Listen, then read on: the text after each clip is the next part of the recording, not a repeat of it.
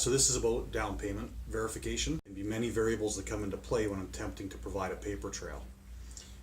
Over the years I've encountered many different scenarios, and even today I continue to see things not previously seen before.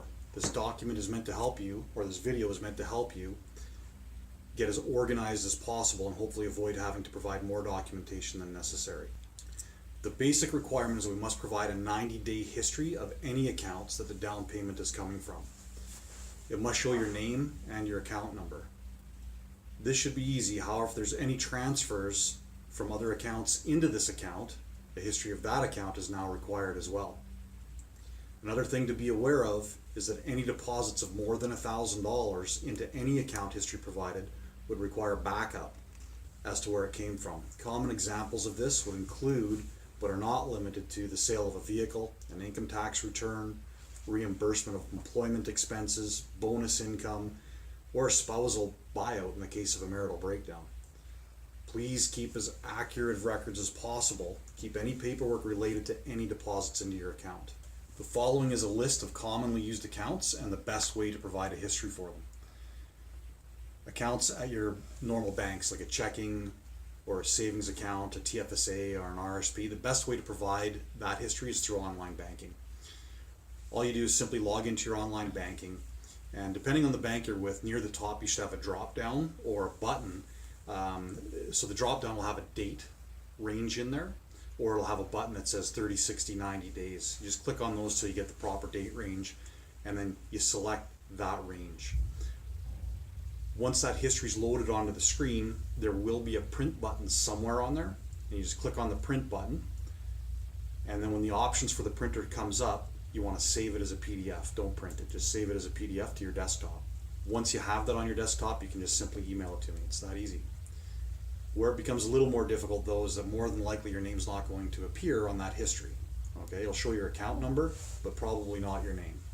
So then you have to go back to the home page of your online banking, which will show your name and a list of all of your accounts. And then we can cross-reference that account number with your name and the history that you provided to prove that you own that account. Because it's another big thing, we have to prove who owns this account. Again, just hit that print button, save it as a PDF to your desktop, and email that to us. If you don't have online banking or you're having trouble with any of that part of it, you need to get your paper statements that are mailed to you and provide us with 3 months.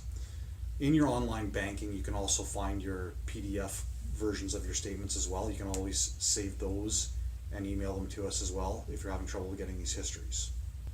Accounts with investment institutions, for example, Investors Group or Edward Jones, for any RSPs or TFSAs or even non-registered accounts you might have, they provide different types of statements. It'll come one of two ways. It'll either be monthly, in which case we'd need 3 months worth, but sometimes they only provide quarterly statements. So we just need that one statement that is for that quarter. Okay. A note about any of these statements that you provide. There cannot be any modifications on them.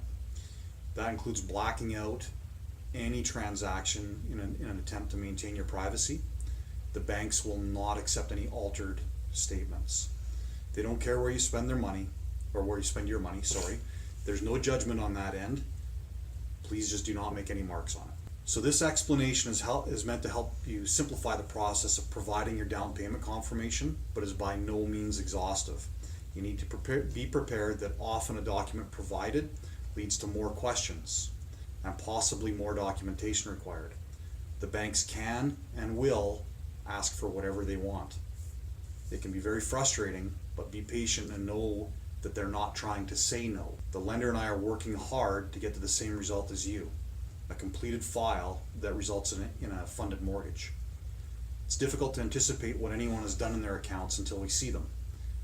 Until that time, and at that time, we can and often will need to ask for more documentation.